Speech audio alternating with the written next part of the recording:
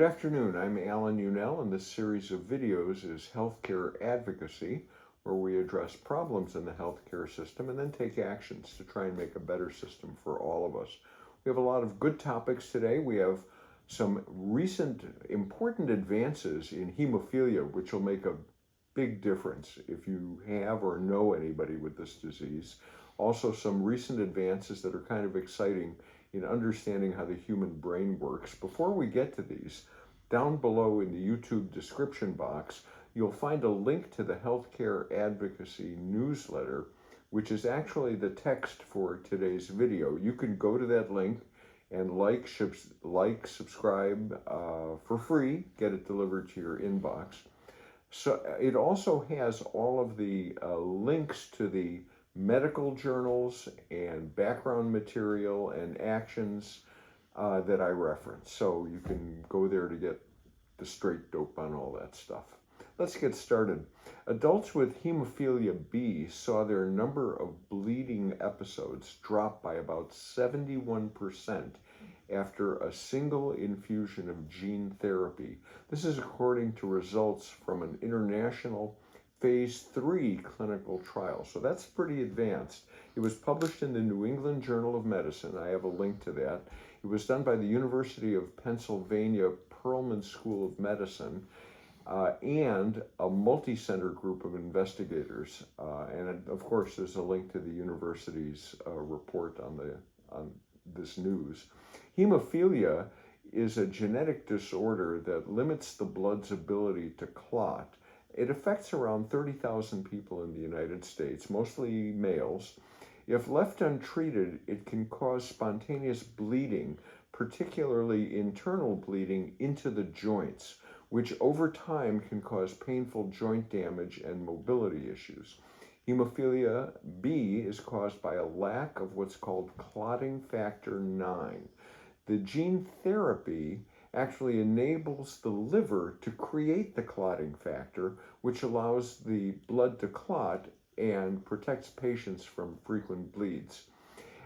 After at least 1 year of follow-up, participants in this study had an average of 71% reduction in their bleeding rate after getting the gene therapy. And this is compared to the prior year when they were treated with what's the standard treatment, prophylactic infusions of factor 9. More than half of the 45 patients in the study did not have any bleeds after receiving the gene therapy. This is such exciting news. The FDA looked at this. They just approved it. They said, this is the way to go forward. The gene therapy, I'm going to try and pronounce it for you. It's fidnacogene elaparvovec. Anyway, they approved it in April of 2024. In the newsletter, if you go there, there is a link to the FDA approval if you need to show that to anybody.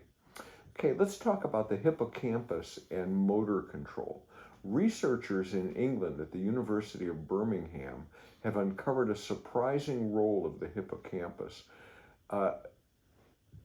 It's linked now, this part of the brain they found is now linked to the control of skilled actions like handwriting, typing, playing music, sort of fine motor skills. The hippocampus traditionally has been associated with memory and spatial navigation, but a new study challenged these long-held beliefs and opened new possibility for rehab for people with neurological and neurodegenerative disorders that affect motion. It was published in the Journal of Neuroscience. I think there's a link to that in the newsletter.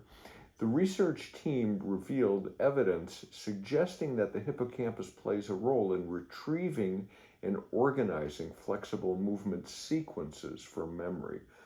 The team analyzed functional MRI data. They actually reanalyzed it. I think they had lots of this stuff laying around. Of brain activity in the subcortical region for participants while they performed well-practiced finger sequences, like this, on a force-sensitive keyboard that kind of looked like piano. It resembled playing the piano. And of course, the force-sensitive part is important because if it's a lighter touch, the memory probably isn't as good. Anyway, while motor areas in the basal ganglia and the cerebellum are typically associated with the development of muscle memory for learned motor skills, they showed increased activity during the sequence task. The study uncovered that it was the hippocampus, though, more than these other areas, that held the information about finger order of the sequence of motion, which is pretty cool. This is a good way to predict if they're typing, if they're going to type fears, F-E-A-R-S, or fares, an anagram, F-A-R-E-S, because it is the order that matters. And this is determined in the hippocampus alone, which is really cool. This knowledge could help develop more effective training programs for neurological rehabilitation actions, as well as for speeding up the acquisition of new skills. Personally, though, I was hoping for something I could use right away to help me play the piano better, but I guess I have to wait. Anyway, let's talk about abortion updates. Good news in Georgia. There is a judge in Georgia this past Monday, today's Tuesday, so yesterday, struck down a state law effectively prohibiting abortions beyond 6 weeks of pregnancy. The ruling by Judge Robert McBurney of Fulton County, that's the area around Atlanta. He's in the Superior Court there. Now, it's not likely to be the final word because these people are going to, I'm sure, complain and take it up to the Georgia Supreme Court. But still, his ruling means that women seeking abortion in Georgia have greater access right now, at least temporarily, until the Supreme Court weighs in, and we'll see how that comes out. This is, of course, after the U.S. Supreme Court overturned Roe versus Wade in 2022. Now, more abortion news in Florida. There is a campaign of intimidation going on. The Guardian, and of course there's a link to the story, reported that the police are now showing up at the homes of people who signed petitions to put abortion protection into the Florida Constitution. They are, in quotes, questioning whether that the signature that's on the petition is really the signature of the person who claimed to sign it. Governor DeSantis initially asked that the Florida Supreme Court declare the ballot measure unconstitutional on the grounds that its language was vague and misleading. I bet. Anyway, that ploy failed last April. DeSantis changed tactics. And in July, a senior official in the state government department in charge of elections announced they needed to review tens of thousands of signatures because maybe there's fraud. This was in 4 counties. Anyway, in more recent weeks, the state-run Agency for Healthcare, AHCA, has launched a website opposing the initiative on the grounds that having abortion threatens women's safety. It's also spent millions of taxpayer dollars on television ads urging Florida voters to reject the proposed amendment. I'm not sure that that's actually a legal use of state funds, but I'm sure someone will sue, and we'll see how that comes out. So let's review the Florida situation. The so-called Republicans, and I actually want to tell you that that's not the correct name, they're really regressives, and it would be good if we all referred to them that way. They want smaller government, except that they're willing to send the police to people's home to intimidate the signers of petitions. They have extra police for that. They want responsible government and budgets, but they spend millions of dollars on TV ads opposing legal ballot initiatives. They want government to leave people to be free, except if you're a woman. Okay, let's take some actions here. The first one, if you're in Florida and you're a registered voter, or if you're just a registered voter in Florida, vote for Amendment 4 to make abortion legal. And you know what? While you're there, just send all of the regressives packing. Get them out of the government because they're just doing damage. Action 2, everywhere. There is an organization called the American Humanist Association.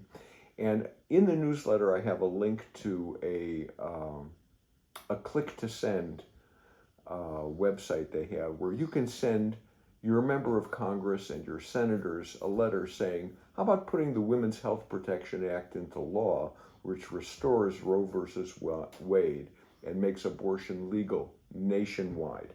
In the YouTube description box, I'll put the URL for that site. You can go there and you literally put in your name and address, click, and the letter will go. If you don't want to be contacted by the American Humanist Society, there are some boxes below your address. You just uncheck those. And you can email them all for free. Anyway, if you want to contact your elected representative on the phone because they love hearing from you and tell them you want the Women's Health Protection Act passed, I'll also put that link into the YouTube description box. It's www.usa.gov/elected-officials, but it'll be in the box. It's in the resources section. Let me talk a little bit about vaccines because anti-vax is anti-child. Over the past decade, the U.S. has seen a troubling resurgence of vaccine-preventable diseases, including measles, mumps, rubella, pertussis, whooping cough. You know what? Pertussis, disproportionately, whooping cough affects infants and very young children.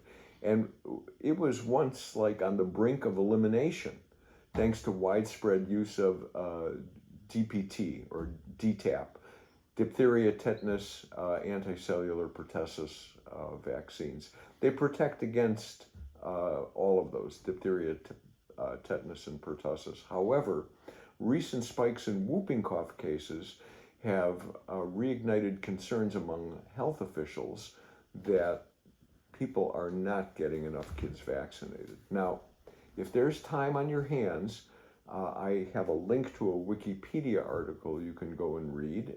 It'll shoot your blood pressure up a good 20 points. It's about a doctor in England. He is a disgraced ex-doctor. His name is Andrew Wakefield. And he actually published in The Lancet that measles, mumps, and rubella vaccine causes autism. You bet. And he lost his medical license for it because it's a lie. Wakefield was struck off the UK medical register in part for his deliberate falsification of research that was published in The Lancet, and he was barred from practicing medicine in the UK forever. And in a related legal decision, a British court held that there is no respectable opinion that supports Wakefield's hypothesis that MMR and autism are in any way linked. You can go and read that stuff. Anyway, let me be clear that there is a difference between causation and correlation. Two things might occur in reasonable time proximity or in close time proximity to one another, but one doesn't necessarily cause the other. My favorite example of this is that every mass murderer grew up drinking milk. And since we don't want mass murderers, we should ban milk. Go with that. Anyway, reports show that the percentage of children with vaccine exemptions, non-medical reasons, has also increased to about 2.6% in 2022 to 2023, up from 2.3% the previous year. So more people are demanding not to be vaccinated for some sort of ethical, religious, I don't want to reasons. It's just so wrong. Anyway, in the meantime, do yourself a favor. If there's little ones in your sphere of influence, do them a favor and make sure they get vaccinated.